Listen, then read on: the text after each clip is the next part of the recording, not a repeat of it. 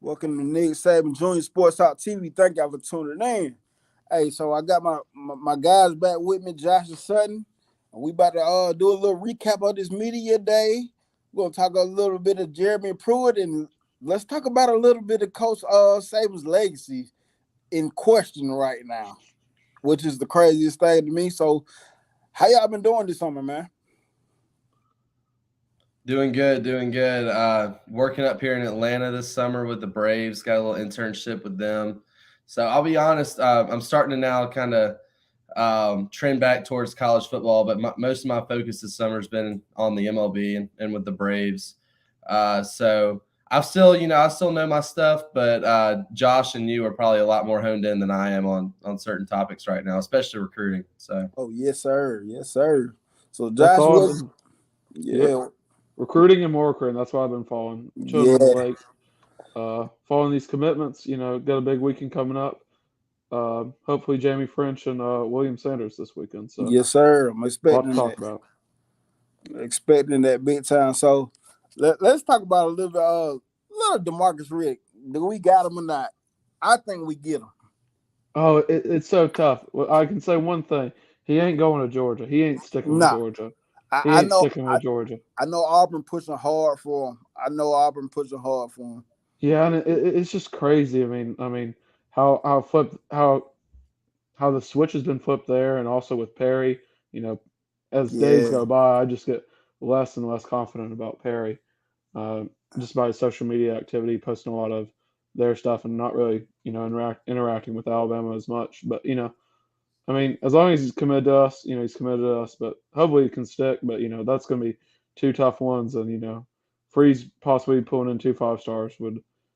I mean, it's going to hype up the rivalry even more. Two in-state guys too. So I hope yeah, we. I think we. I still think Alabama's up there to get Demarcus Riddick. He'd be our fourth inside linebacker this cycle, and he would yes, be sir. their fourth inside linebacker this cycle. So Hey, so we was pushing for Nathan Frazier, and he's been crystal ball to Georgia.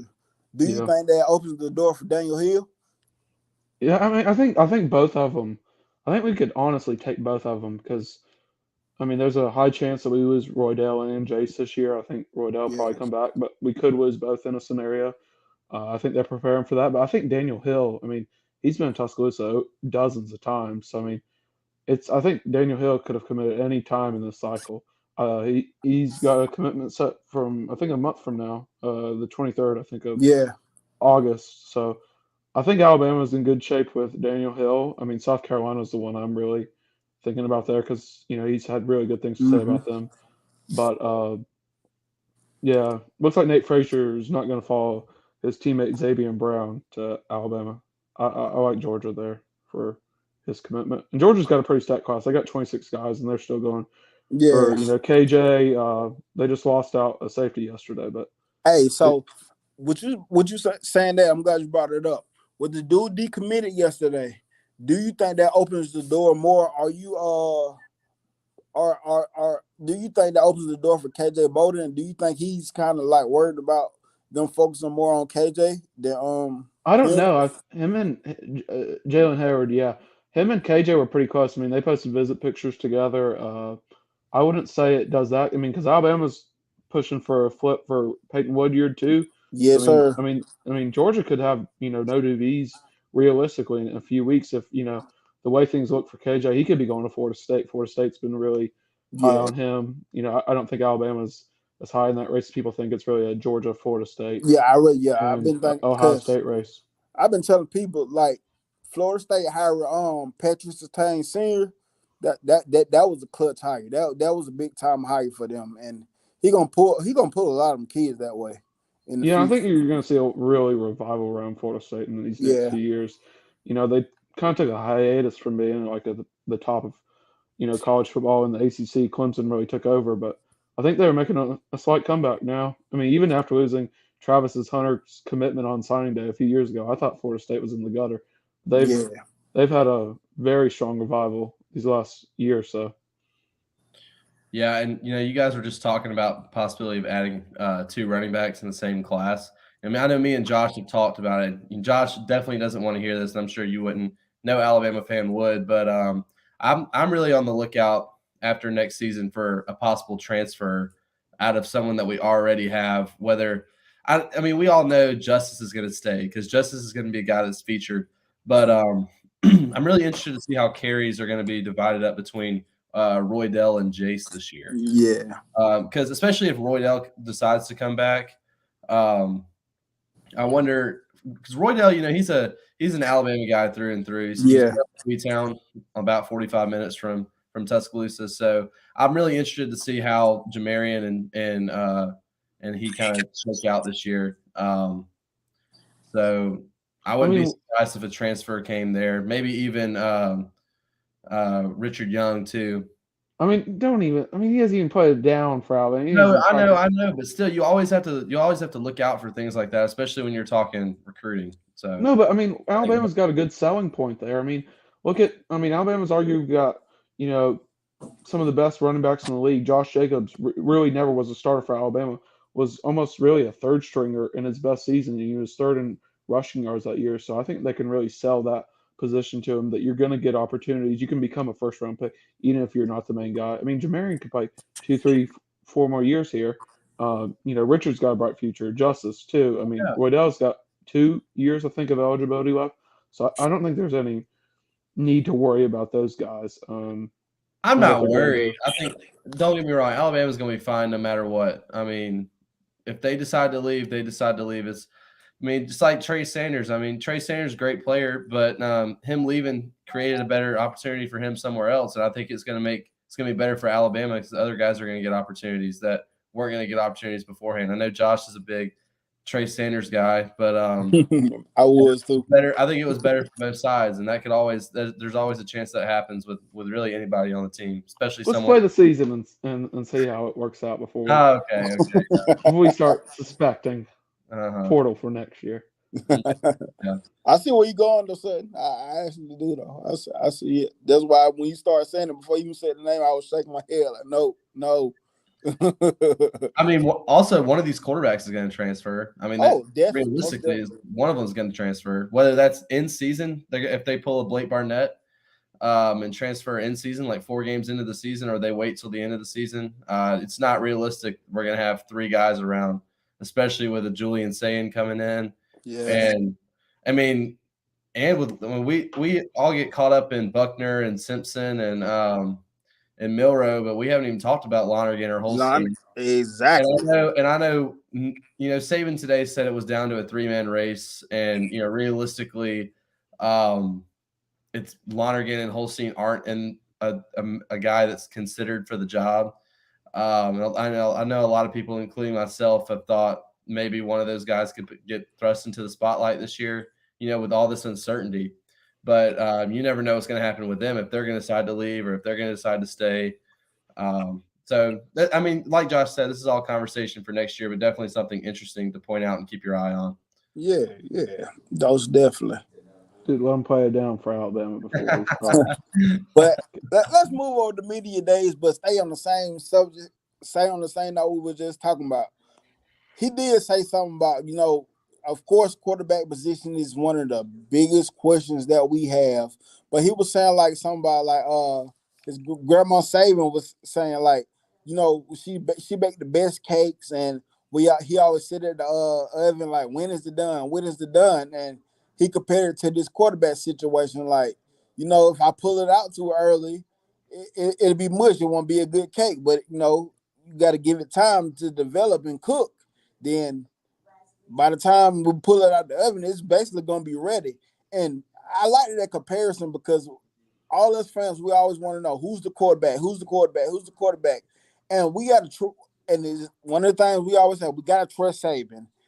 And Saban we trust, but Saban hasn't gotten this quarterback thing wrong. So yes, I agree to that because we do have to trust Saban during this time. And I think whatever decision he decides to go with, I think it's going to be a great decision. No, yeah, I absolutely think the same. And I think, obviously our job, like, especially in the media, is to, either give a prediction or talk about how you think it's going to shape out. And I know each one of us has our own candidate. Like both you and I, Nick Saban Jr., we both think Milrow's going to be the guy this year.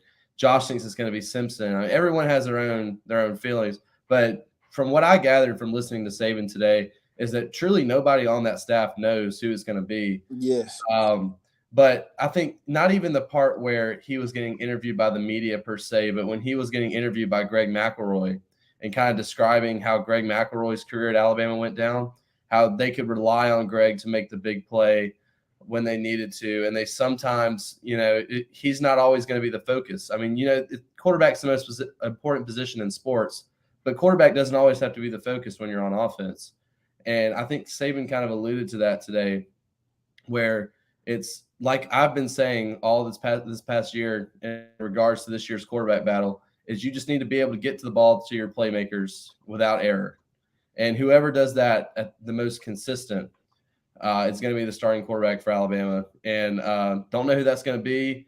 It may not be the most skilled player in that room. It just needs to be someone that Coach Saban trusts to go out there and keep the ball in our hands and drive down the field and get the ball to your playmakers, distribute it equally, and game manage. I guess this is a great season where you could define a quarterback as a game manager.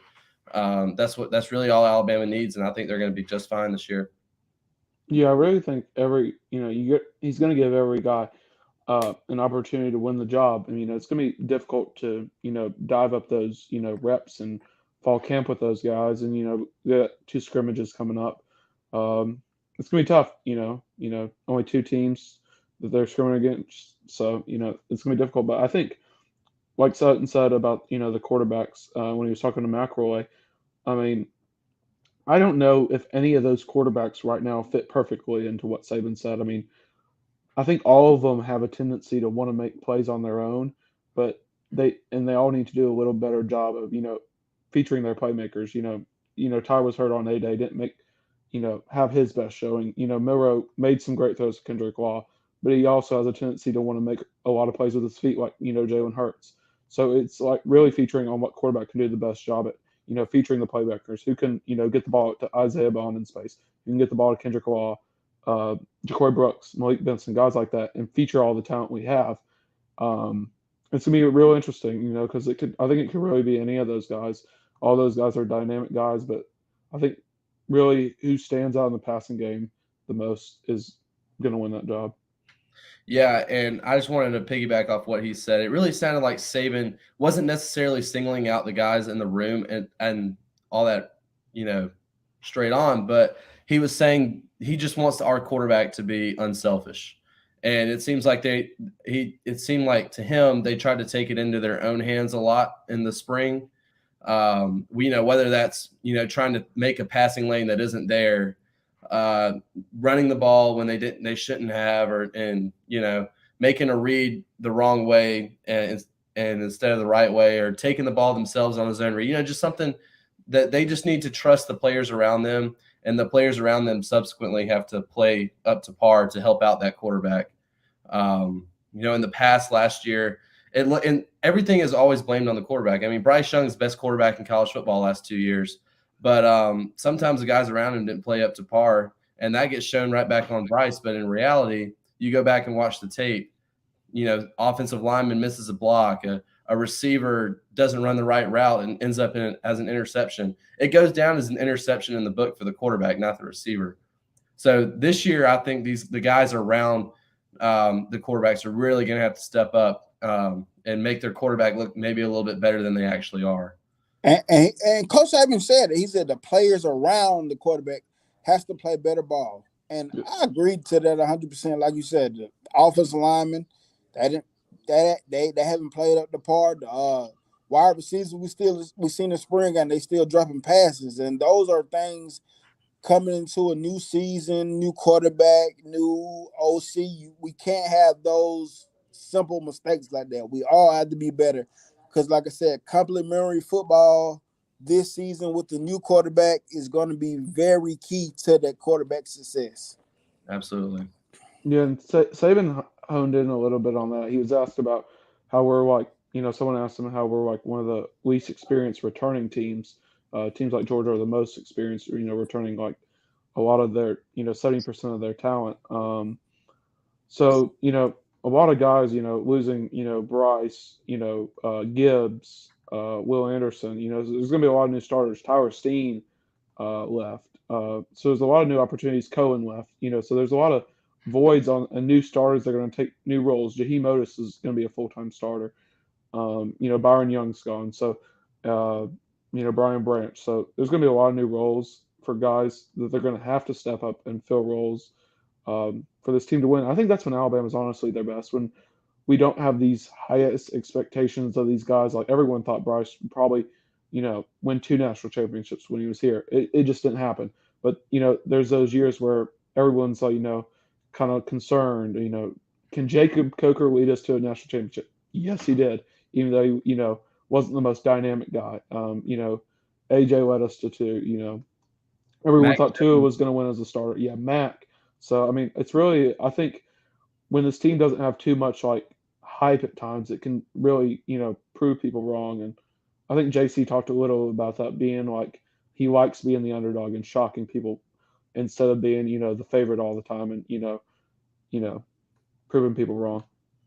And I do think Greg McElroy hinted at it today. They asked him who he thought had a leg up in the quarterback battle, and he said he thought Milroe and Simpson both did over Buckner, even though Buckner was with Reese last year in Notre Dame. And Saban's always talked about we're not going to change the way we run our offense, even if we get a new offensive coordinator. They're just going to come in, they're going to have to learn our system, and then they're going to make some adaptations to that system to make it better and fit their play calling style more. So this reminds me a lot of 2014 when everyone counted Blake Sims out. I mean, when you saw a guy like Jake Coker who was neck and neck at one point with future Heisman winner Jameis Winston at FSU for their starting quarterback job. Looking back, I thought Jake Coker was going to be the starter for Alabama that season. I never thought Blake Sims had a chance. But Blake Sims surprised everybody. He played his tail off that year. So, if I really had to, I think Buckner is either going to be one or two, just because of the way the transfer portal is these days. I don't think you bring a guy in to be a third string. But that'll all play itself out on the field. So I'm really excited to see what happens with these guys this year. I think it's one of the most interesting seasons of Alabama football we've had under Saban. Yeah, because the team around, outside of quarterback, I'm really optimistic around the rest of the team, despite the turnover. I think we're really bright at every group. I like our linebackers. I like our DBs. I like our defensive line. I think our receivers have a lot of upside. I think our offensive line, as J.C. Latham alluded to, can be a Joe Moore winning group. Our running back room is arguably our best room. It really just depends on the quarterback. And McElroy also talked about, how Buckner coming in is similar to Coker. But Coker didn't win the job right away because he didn't win the team. He didn't, Blake had been there for 5 years, even though as he came as a DB and a running back and athlete.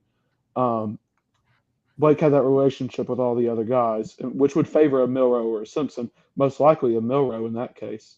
But it's going to be a combination of all the factors: who makes the best throws, who makes the best reads, who wins over the team, who can make these, who really stands out in fall camp is going to be who wins this quarterback job. And I don't think there's really a favor. I think Saban's going to give them all a really, really fair chance. And like I said, the main question is for this team is quarterback. But my main thing is, because I feel like we will make that right decision in quarterback. My main thing is, can we be more disciplined this year? And will the players have a change of mindset from last year? Because we can look at the games we lost in the close game against Texas. If you minus those penalties, that game might not be as bad as we think it is. So if they can be more disciplined this season and change the mindset from last season, I think we will be okay in those regards with any other quarterback. Because like you just said, Josh, I'm high on all our position groups, even with our wide receivers. What we see them do in the spring game, I think they will be a whole lot better. I think this is Ja'Cory Brooks' breakout season. I think we can get more out of Jermaine Burton. I'm not going to keep on talking about Jermaine Burton because Jermaine Burton, one of those guys, he got to show me, quit tweeting and all that. Just show me at this point. But I think we can get a lot out of these guys. So, yes, the quarterback position is a question, but I'm more focused on being disciplined and change your mindset. Yeah, and I think when you're talking about that is like those games that were close last year and that we lost last year. Saban indicating after the game that guys were dealing with anxiety. You can't go into Tennessee with anxiety, and but I think that's what you know. At first, I was apprehensive about the Kevin Steele hire, but just the way the players have talked about him, the mentality that Yes. he's bringing back to this defense, which I think is where it needs to start. I mean, games are won and lost in the trenches. I think, but this mentality of this defense is going to be really good. I like the players. I think the players that we have really blend well, especially with Dallas there at media days and Kool-Aid. Have two of the best mentalities on the team.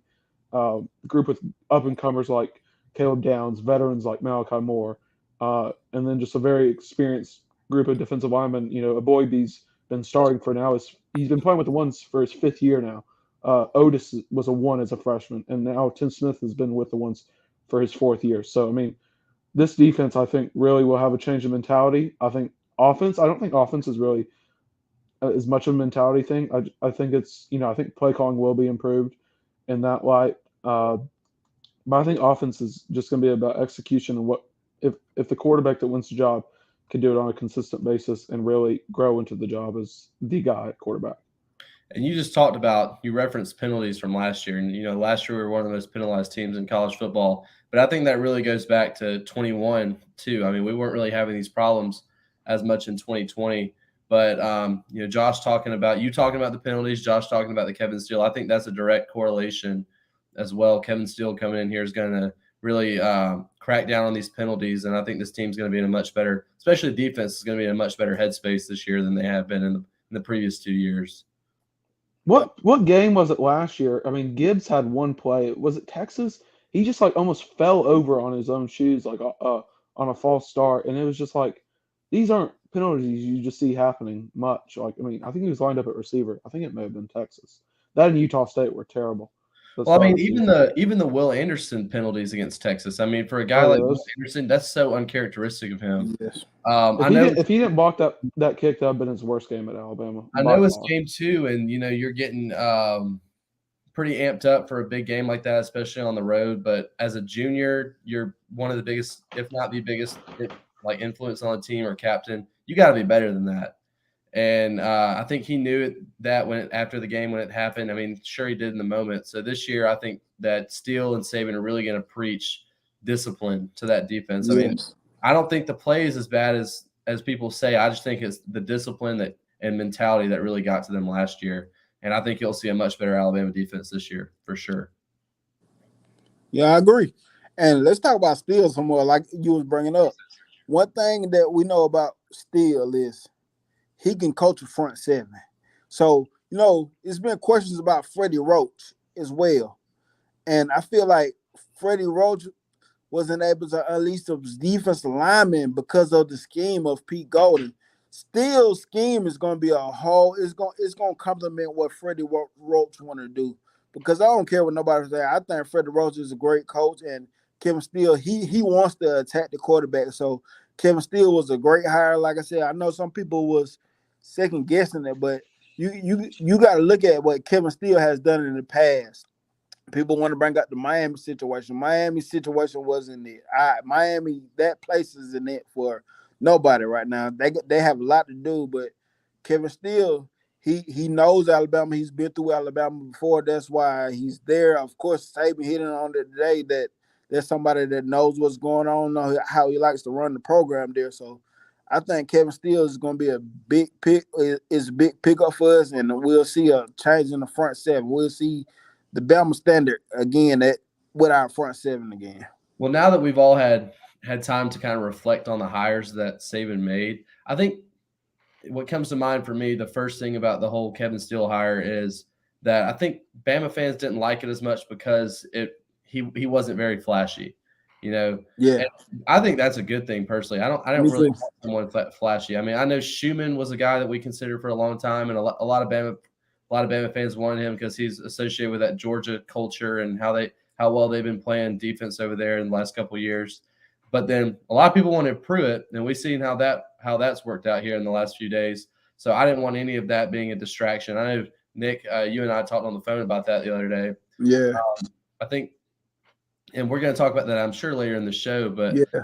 this team does not need any more distractions than Nope. what they currently are dealing with. I mean, so they just need to, work in silence behind the cameras where no one's watching, and just get to work. Make sure that this year's a lot different than the past 2 years. Even though 10-2 is great for 95% of college football teams, it's not good enough for Alabama and the standard No.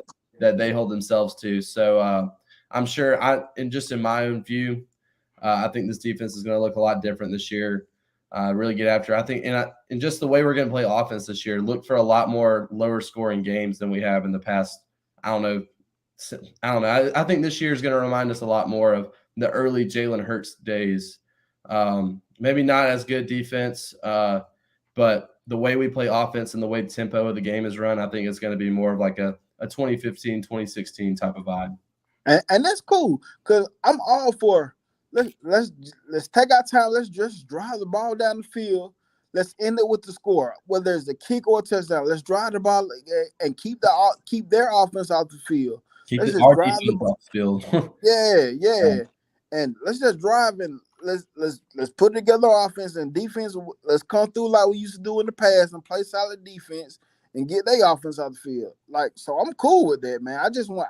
We just need to see something different. Nick, to your point, and you alluded to it with Golding's defense.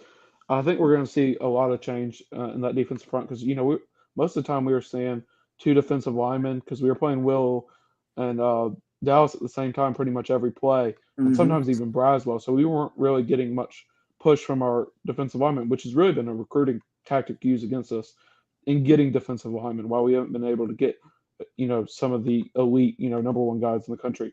James Smith will turn that around, in my opinion. But I mean, I think last year we tried to put too many individuals and see, like I alluded to earlier, like we try to put individuals and see them make all the plays. But I don't think it was our aggressive unit on the field working together as a whole unit. Because I think if we have any of our six guys, so a Boyd, Otis, Smith, Latham, Payne, and Smith, James Smith too. I think any of them in a three-man front accompanied with either Braswell or Turner on the outside or Quindarius Robinson, Keanu Coat rushing with a single outside linebacker. Dude, I think this defense is going to be a lot more physical and can affect the quarterback in a lot way and force more turnovers than we did last year. Because I think that's what we were just lacking last year. We weren't getting enough push at the line of scrimmage from our defensive line because we weren't using that many guys. Mm-hmm. And I think a section of this team that we haven't talked about at all, but we're very fortunate to have is special teams. And we've got both of our specialists back, and Saban talked about that today too. And let's fast forward to 2009 or 2010. If we returned a specialist like James Burnip and Will Reichert, who have been very effective in what they've done, Alabama fans would be able to sleep a lot more peacefully at night. And I definitely have all the confidence in the world in both of those guys. I think really highly of Will, as not just as a kicker, but as a leader for the team. And then James has definitely shown us some progression. Now that he's been a starter for 2 years, I can't wait to see how well he plays this year, even though I don't want to see him a lot this year. I'd rather not. But me and Josh have talked about how important field position is in a game, and that really can be a turning point in how you play your different styles and match up against other teams. And I think having a guy like James Burnip, a third-year starter on the team that can really flip a field position, is going to be invaluable to this team this year. And I'm gonna just tell you this for the future stuff we got planned. They are in my top 15. Those two, both of them. Me too. Oh, and speaking of, I don't have Burnip in mind, but speaking of Reichert, it was brought to my attention. He is 104 points away from breaking the NCAA points record for any player. And if you would have said an Alabama kicker was going to do that even 5-6 years ago, I would have called you crazy. And that Will Reichert is going to do it in really 4 years because his freshman season he got hurt. Yeah. And so he's going to play only 4 full years. That's an incredible feat for him. I think he's already cemented himself as the best kicker in program history, probably one of the best specialists, if you're including, returners. But Reichert's been so important to us, and Burnip's really improved. I think getting those long distance kicks, because you're not really seeing teams returning on us like they used to. Nah, And I I really think like them. last year really left a bad taste in Riker's mouth. I mean, if you think about what's the last thing we saw against Tennessee, we saw him miss a field goal. He had some pretty important misses last year. He doesn't miss a lot, but when he does, it's very important. So I'd like to see him maybe be a little bit more clutch this year. But I always think back when I think of Will Riker, I will never forget the 2020 kick against Georgia right before halftime. I mean, I think that was just his "I'm him" moment. And if we could get that 2020 Riker back, that would be insane for this football team. And I really can't tell you guys how much working here in Georgia. I work with a bunch of Georgia fans. You know, they're on. This is fine. You know, they're on cloud nine. They think it's their time and whatnot. Understandable. Yeah, very understandable. I'd probably be the same way if I was them. But hey, we were the same way at one point. We were. So I'll be completely honest with you guys. I am not worried really at all about this year. I think this team is going to be a lot better than what people are giving them credit for. Me too. You hear a lot about LSU, and rightfully so. You know, they won they won the West last year, kind of unexpectedly. I think last year they were projected by most media outlets to go 6-6. Ended up losing 2 games in the regular season. Overexceeded expectations. Oh yeah. So you know, they return a lot of the talent they had last year with Jaden Daniels and Harold Perkins. Harold Perkins is going to be one of the best defensive players in the SEC. Mason Smith, Taylor guy on the offensive side. Mason Taylor, tight end, yeah. Malik Neighbors. And I did a LSU media day recap with LSU fan, and I tell people this is my honest opinion.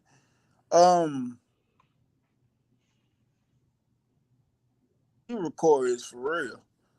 I think they have a great wide receiver core that people are not giving enough credit to, because you got Malik Neighbors. What's his name? Malik Neighbors, whatever his name is. And Mason, the tight end. And you got Brian Thomas. To me, he's good. He was somebody I thought that was going to come to Bama at one point. I know he was considered Bama heavy at one point, but I think that's a solid wide receiver group. And I don't see Jaden Daniels the much polished passer, but I feel like he has the right combination of ingredients to be a national championship team. Quarterback, not saying he's going to win it at all, but I'm saying he has the right tools to be to play championship football. But back to my point, I mean, I'm really not worried about anything this year. I think everything's going to fall in place how it will. Last year, I mean, I wouldn't say I was too worried last year either, but this year, I don't think quarterback's going to be an issue. I think one of those guys will separate themselves and prove that they can lead this team. I mean, we don't even know a lot about Tyler Buckner. We can watch what he did at Notre Dame, but you always have to remember he didn't play with the Cats like we have at Alabama. So exactly. So whether he's the answer or whether it's the guy we had on the team last year, I mean, I don't know about you guys, but I feel like this season is going to be a great season for Alabama. National championship or not, we'll definitely be a top team in the country. I mean, last year we were 5th, and we still get so much hate. So I think we're going to be better than 5th this year. So I'll repeat what J.C. Latham said: 15-0, undefeated. Let's go. Bama standard. I don't hold them to no less. That'd be awesome. I expect a standard to be upheld, and I will hold them to that. That's my prediction. I'm with you, JC. I like the confidence, though. That's gonna be hard. That's gonna be a little tough, but I mean, shoot. We were undefeated. We didn't go undefeated, but I mean, we've won. You know, we win in years where we're not expected to win. Like, I mean, 2010 was one of the most disappointing teams ever under Saban, and it arguably had one of the most stacked rosters ever. Julio as a junior, or returning Mark Ingram as a junior, a stacked defense. Lost 3 games. I think last year we overhyped those. I mean, we didn't overhype. We may have overhyped them, but I mean, like, you know, they didn't achieve what we thought. But I mean, I think this year, you know, a lot of people are counting us out, and I think you just can't count out Nick Saban in this era. No, you can't. And that's why we're going undefeated. Let's go. I still look at the 2 teams from Texas this year as our 2 toughest teams, especially with, you know, a couple of years ago playing A&M on the road. We went in there and lost last-second field goal. And then last year, they gave us a run for their money, even with our backup quarterback. You know, we had our backup quarterback in, still gave us a run, came down to the last play. I think that game's a big one to watch, and especially the Texas game. since it's the second week of the season. You can always catch a team like Alabama who's still trying to figure out their identity, like Saban always talks about on offense and defense, especially this year without a stable quarterback to start the season. So I still think that Texas and Texas A&M games are the two biggest games on the season. And then obviously you can never count out Auburn, especially playing at their place. So that's always a scary game, especially with Hugh Freeze, who's had really good success in the past with Nick Saban. And you typically look at Auburn coaches. Most Auburn coaches do have really good success against Saban. I mean, people tend to forget Gus Malzahn won 3 games against Nick Saban. Yeah, that's true. So it was either 2 or 3. I can't remember. But I mean, that's a better record than most. And now that Hugh Freeze is going to be at Auburn, I think he's there to stay. And I think this rivalry is only going to get better and better as the years go by. I hate to say it, but because I love beating little brother as much as y'all do.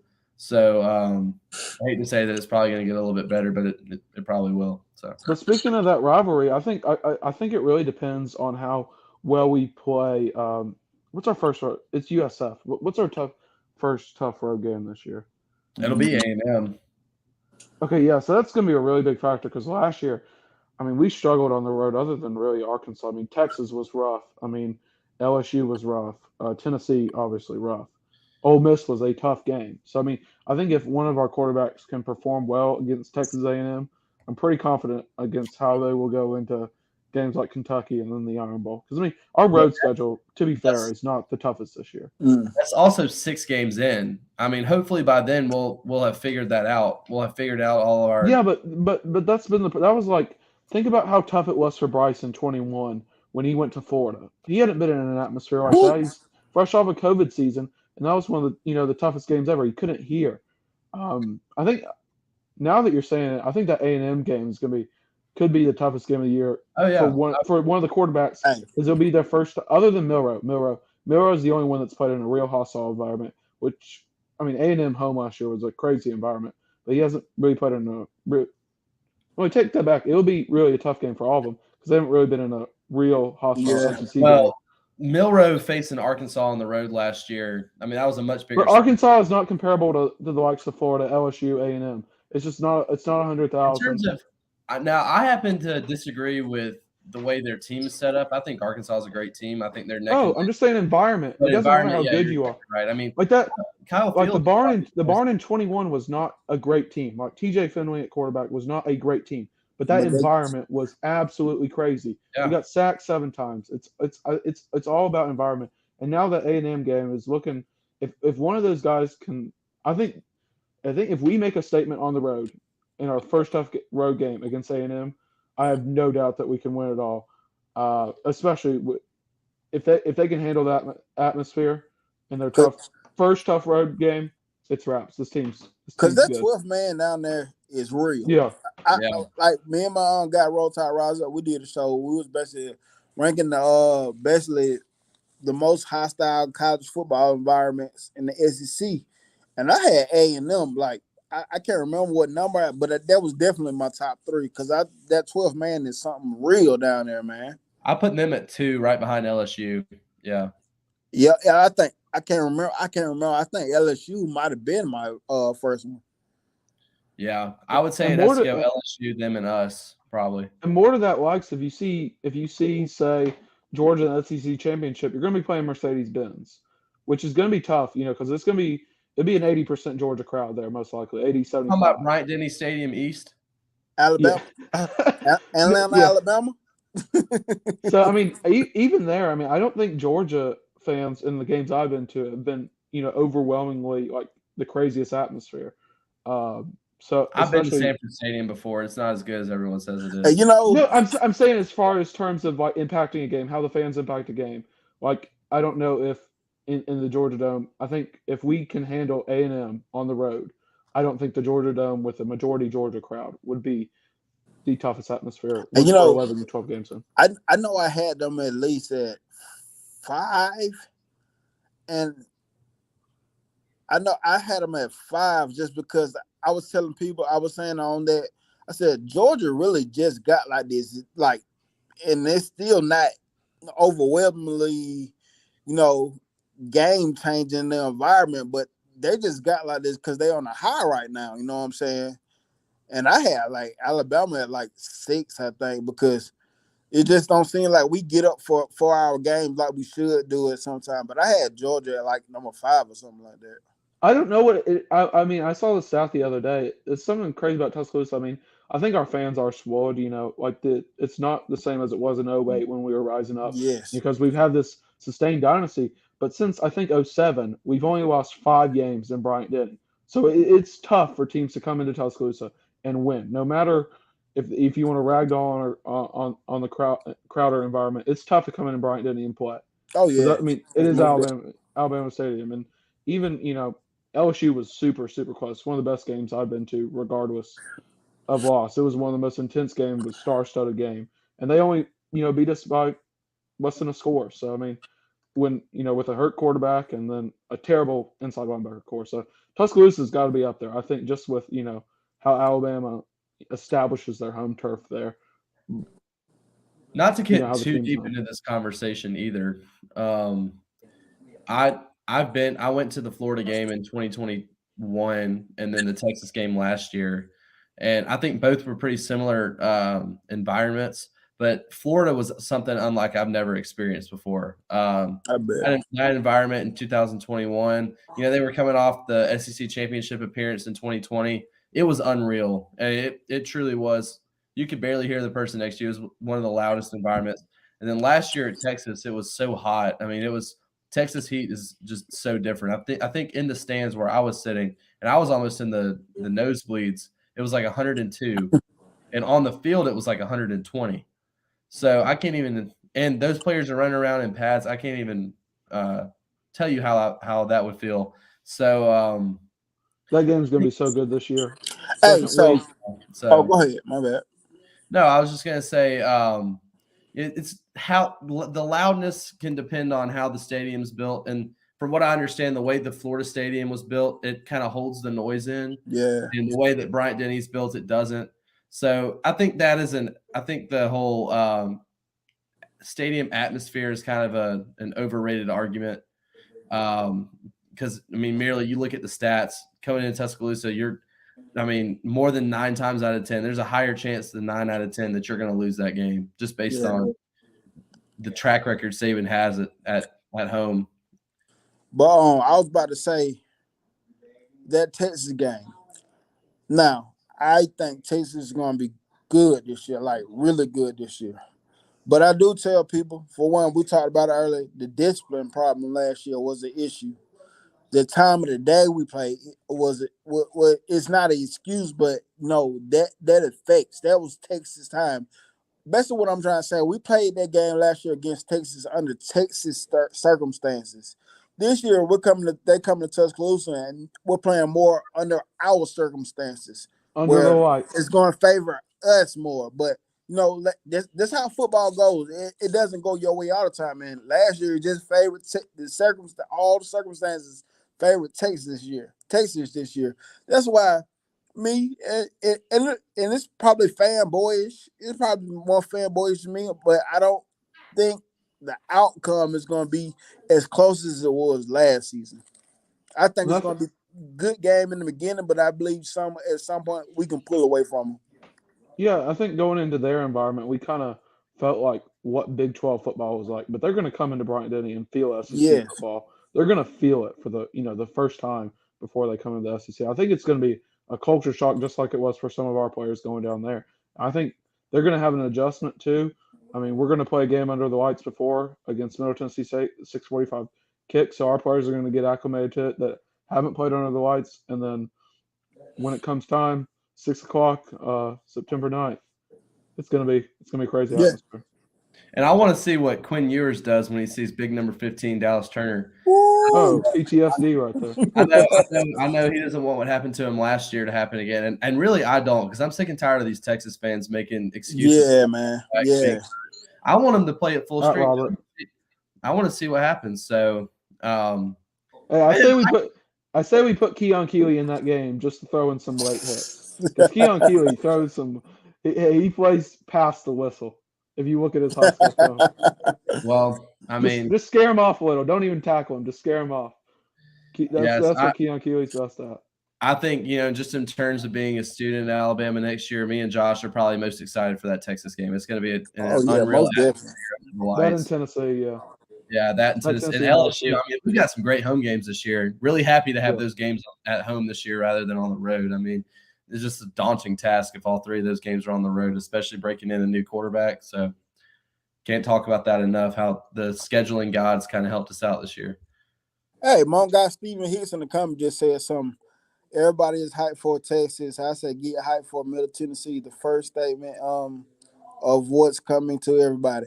And I've been asked the question, who y'all think will play in the SEC championship? Oh, And he's this getting out in front. and this is the question, and this is my answer I had. I said, this is why I'm kind of considering myself Nick Saban Jr. I said, because this year, like we just talked about, I'm more focused on, hey, let's not talk about it, let's be about it. And I agree with him. Let's focus on Middle Tennessee. But we fans, we do this. This is what we do. But that was my answer. I said I'm more focused on Middle Tennessee right now than the SEC championship. I said because we got to get back to as a fan base, we got to get back to just let's focus on one game at a time.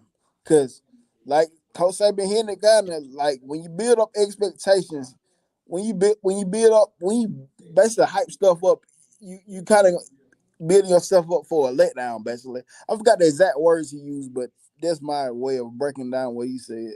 Yeah, and I think originally I had a school that we're going to talk about a little later, but after hearing media days yesterday, Kirby is so impressive. I haven't heard him talk, in a while, Yes. but just like his mentality is so good for a head coach. Yes. People say he's a Saban clone, but I mean, Lane hasn't been able to do it. Cristobal hasn't done it. Napier hasn't been able to replicate that culture yet and apply it to that university. And I think it's really admirable for Kirby. I mean, he's obviously the second best coach in college football. I think he's elite beyond Dabo now. Um, but yeah, Kirby. I think it'll be Alabama and Georgia. But my original pick was the probation school itself, the Tennessee Volunteers. But I think Georgia they won 2 in a row with Stetson Bennett. I mean Yeah. Carson Beck's obviously a good quarterback, because he's committed to Alabama before he flipped to Yeah. Georgia. So I think it'll be Alabama Georgia again. But I mean, if I didn't pick Georgia, it would be Tennessee. Shock pick if I want to make all the money in the world, it'd be South Carolina. But I don't think that was a chance. But I think it'll be Georgia. I agree. I think South Carolina, I think they're going to win a big game this year that really no one expects them to win. And I happen to think it's going to be, I think they're going to beat Clemson at home towards the end of the year. But yeah, I second what Josh was saying. I think it will be Georgia. I mean, obviously Georgia's only test this year is at Tennessee, and we know how Neyland Stadium can get now. After playing there last year when they actually have a good team and the fan base is bought in and all that. So I think if it's not Georgia, it's got to be Tennessee. But then my other two like playoff picks for this year, obviously this is the year before we're going to a 12 team, but I think Michigan's right back in there this year. Look for them to be a little bit more physical, even this year, bringing back Blake Corum and Donovan Edwards at running back. Great running back room.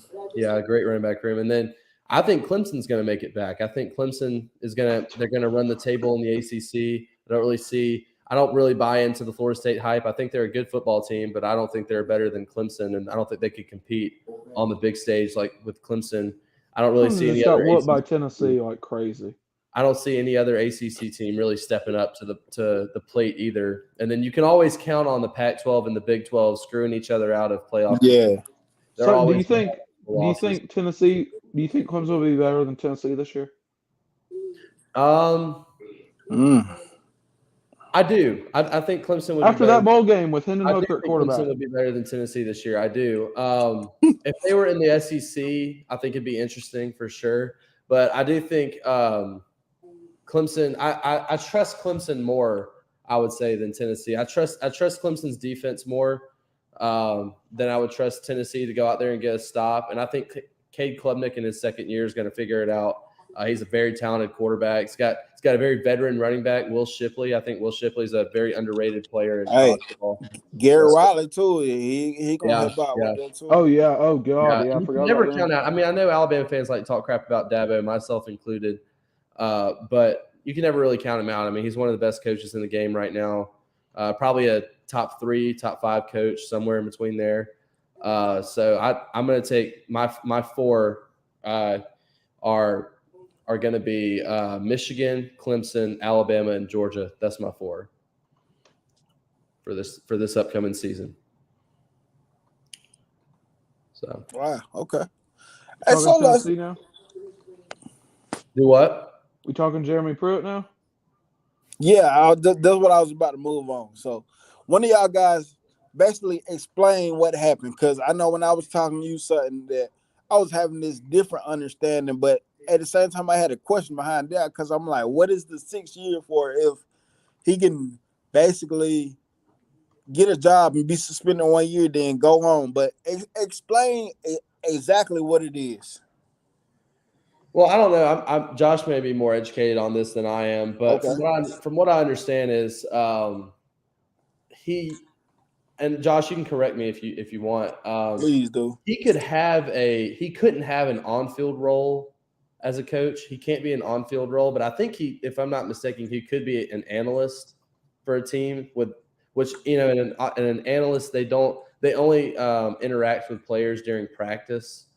They can't interact with players during a game. Obviously, they don't make as much money. They don't have any say in how players are being coached in the moment during a game. But Pruitt has been out of a job for the last 3 years. He was issued a 6-year show cause rule where he basically can't be an on-field coach, I think, for 6 seasons. He's already been so he hasn't been a coach for 3 years. So basically, they haven't come to a decision on how his time is going to be served per se. But most insiders believe he's going to go ahead and get a continuance on the 3 years he's already not been a coach. So instead of him getting a 6 years added to what he's already had, he's going to have 3 years already served, and he'll only have to do 3 more. So I think theoretically you could hire him as an analyst, but as we were talking earlier, and this Alabama team and just Nick Saban in general doesn't need any more distractions than you already have at the University of Alabama and as the premier program in college football. I think it'd be a huge mistake even to hire him on as an analyst. So I don't think you'll hear much about Jeremy Pruitt, especially from an Alabama standpoint for the next 3 years. And to be honest with you, I don't think Alabama fans need to be worried about it. I think we just all need to be happy that Saban went out and made the right decision. I think he did with Kevin Steele. And I'm really excited to see what Kevin Steele, and we were talking about him earlier, brings mentality speaking, physically speaking, that presence that he's going to have for this defense this year. And I think he's the guy to do it. And I think Saban being right behind him there, the familiarity they have with one another is going to be something to watch this year. And I'm looking forward to it. Yeah, on that likes of, people thinking Alabama needs to rehire Pruitt right away. I was on a message board and someone posed a hypothetical. What was the worst question you can ask Saban? And I said, when's Pruitt going to be back on the staff? And it was pretty well greeted. But yeah, that would have got, I think, a pretty fiery response out of Saban today. But we've won. I think a lot of people think we need Jeremy to win, and we don't. I mean, we've won with Golding. We won, we won with Kirby. I mean, we don't have to have Jeremy. I think Alabama can obviously adjust to winning now with Kevin Steele just because he knows, what it's about. I mean, the thing, I really don't have too many thoughts about this. I didn't think he'd be suspended that long. But I think the craziest things, which I'm sick and tired of in suspensions anyway, why do you vacate wins? You either won or you lost. Yeah, like, that's in facts. people's minds, that ain't going to reverse things in people's minds. They do it with Heisman's too. Reggie Bush won a Heisman. Yeah, I was about to break that up. You can't. You're not rewriting. To me. Like say they had won a national championship in that span. You think they're taking down the statues or whatever of a national championship team? If they vacated a national championship from Saban's, right? They ain't taking that a year off Saban's statue. No, they're leaving that because it's imprinted in history. They held the trophy. They got the experience, and that's what matters. There should be monetary fines, but to think that vacating wins is a serious offense, and maybe $8 million, which Tennessee dished out like it was nothing to Nico. Yeah, It ain't that bad for Tennessee right now, because from my the opinion. reason why the reason why I want to talk about it because I had got a lot of questions with you, but I still had a whole bunch of stuff I needed to answer. But it was one of those things too. I also said in the months of that, it's like when I stopped talking about stuff. Yes, I wanted it at first when it all like not when this first came out, but when the whole situation get like we can still hire Pruitt. Yes, I like that, but when I stopped hearing stuff about it, I was over it. I was happy with Kevin Steele. I'm like, we can do this without Kevin Steele. We're not even expecting Pruitt to be a DC anyway right now. Like Yeah, so I was over it a long time ago, honestly. And I think yeah. we made the right decision to steal. I think. And there's no reason to take the risk. Like if Saban had tried to hire Pruitt months ago, why would you take the risk just to get Jeremy Yes. Pruitt? I mean, he's Uh, not. There's no coach in the world worth that risk of no. possibly. I mean, having a season vacated before it even happens. That would be the problem. If none of your Yes. wins counted before the season, knowing that you're basically disqualified from. Is Tennessee? Did they face any postseason ban from this? I don't think No, they did. zero No. season No. ban. So, They but if that were the yeah. case for Alabama, say we violated or he became coaching or whatever, uh, and we had a postseason ban before the season even started, that'd be a terrible hire. And there was no real reason or initiative to to hire Pruitt months ago. I'm fine with Steele, and I think Pruitt at this rate may be a thing of the past. So I'm Yeah. fine with that if it is the thing.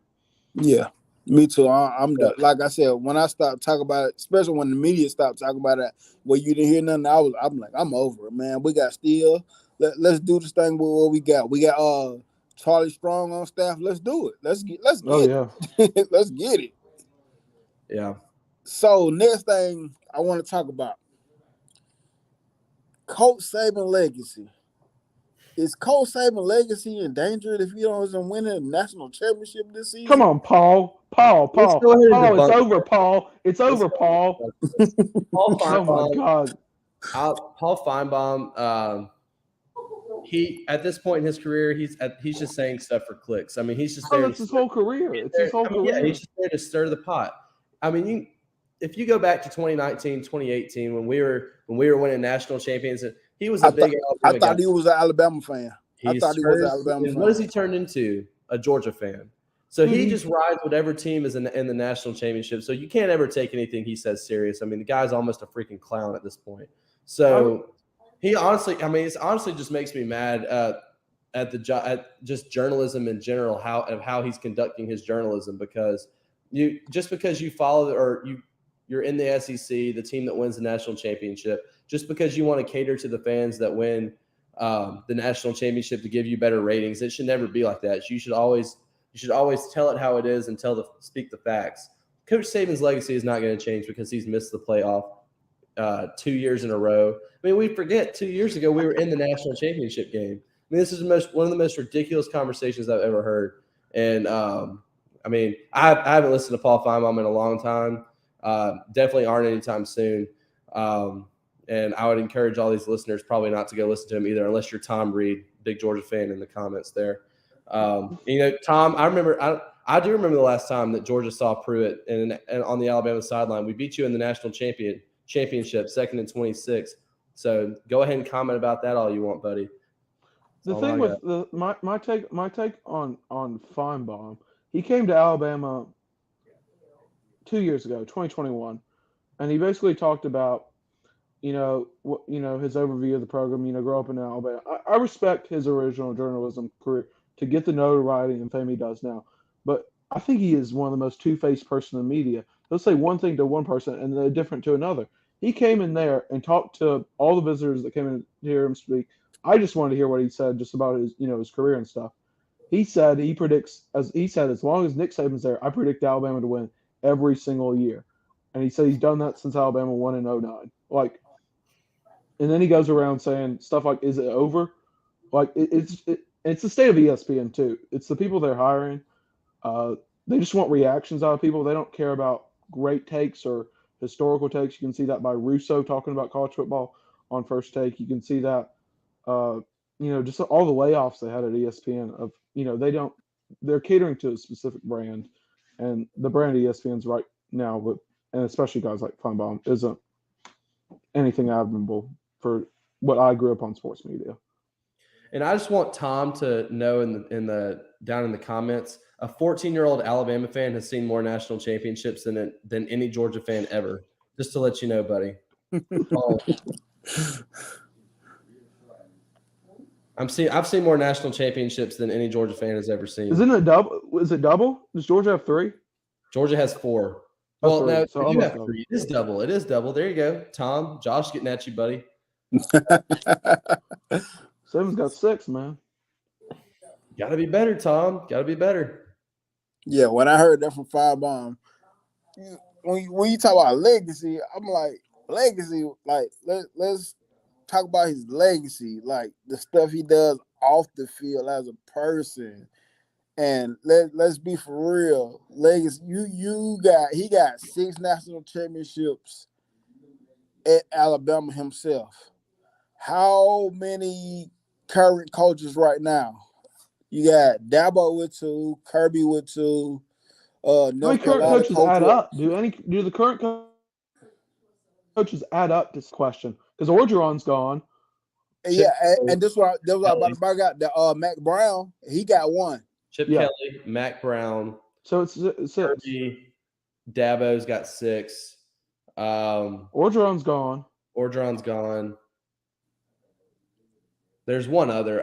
There's Jimbo. more. Jimbo. Yeah, Oh Jimbo's. yeah, I forgot about that. Yeah, Jimbo. Yeah. But yeah, Yeah. I mean, and the thing, and Feinbaum built his career off Alabama. Lived in Birmingham forever. Crybaby Alabama fans. No, I'm just insulting freaking Feinbaum. I can't stand that piece of crap. But Mo better. Yeah, Mo better here. He here to troll us. That's all. That's all. That's fine. He's just helping us out. He's just he's just watching. Warming up. He's another videoer. So, Tom, dude, okay. Tom really respects it. He here to do the same thing, but he really respects. He really respects it. No, what's funny too is about the whole Feinbaum. He proclaimed Nick Saban the GOAT the day after the 2020 national championship, and now he wants to rescind it. I mean, how can you rescind something like that after you proclaimed it 3 years ago? I mean, it's sad. And another thing for you, Tom. It's really sad that Alabama fans have to argue amongst each other which one of their head coaches is the best head coach of all time. Pretty sad. So I don't see Vince Dooley or Mark Richt or Kirby Smart ever being up for any. Maybe Kirby, but any other coach y'all have ever had, definitely not. I like Kirby. I'll put respect out there. I like Kirby. I love Kirby. He's fine. Yeah, I like Kirby. I love what he did for Alabama. Love it. Oh yeah, no, Gus. Gus doesn't have one, does he? No. No. Gus was an offensive coordinator for Chiswick. Yeah. Chiswick's a defensive coordinator, but he's not a head coach. So I guess you could say he's a defensive coordinator has one, but Gene Chiswick, we all know Cam Newton hit that team on his back. So Facts. Anyway. But yeah, man. Yeah. I thought it was crazy when I'm like, legacy, is it in question? That is so hilarious to me. My buddy said, talk about Georgia a bit. Hey, y'all probably get Nathaniel Frazier. Well, the problem is what ESPN is putting out there as their college football people. I think it's changed a lot. I mean, I still have respect for almost all of them, but they're now with all these layoffs and everything, it's definitely a different lineup of reporters and insiders that they have these days. So I don't know. It's just different growing up listening to guys like Lou Holtz and Mark May. Yeah. So I used to have the most utmost respect for guys like that because I feel like it's trending more towards. I guess digital content. You're gonna get the best coverage from digital content right now. Yeah, like Peggy on 3 does a really good job. YouTube now, to me. ESPN, I don't think you're getting. Yeah, traditional TV ain't doing it right now. It's more of the digital content like OT and 247 Sports and Rivals. Those type are giving you better content. So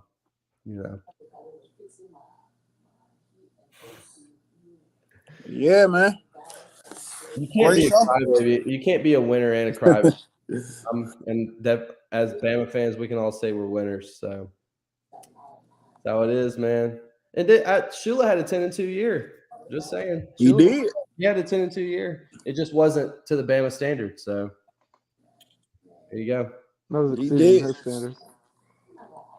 And before we go, y'all got anything else that y'all want to bring to the table right now?